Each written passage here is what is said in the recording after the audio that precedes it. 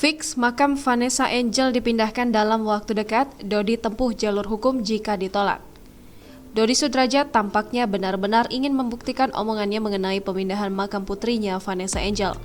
Sejak lama rencana soal pemindahan makam Vanessa Angel ini menjadi polemik yang tak kunjung usai diributkan.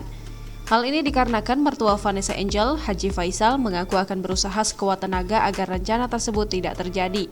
Namun, kali ini keputusannya tak lagi bisa diganggu-gugat. Dodi Sudrajat ngotot akan memindahkan makam putrinya. Apalagi pihak Dodi menyatakan jika ia sudah berunding dengan keluarga besar. Rencananya makam Vanessa yang semula berada di TPU Islam Malaka akan dipindahkan ke TPU Karet Bifak.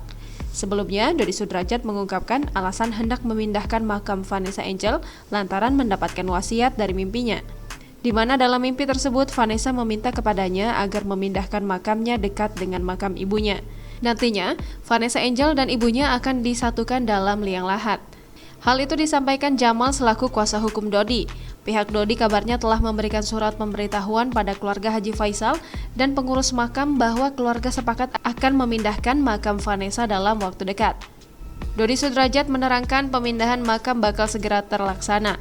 Bahkan, Dodi sudah mempersiapkan terkait tanggal pemindahan dan waktunya. Dodi Sudrajat tak segan menempuh jalur hukum jika rencananya dan surat-surat pemberitahuan yang menerima penolakan.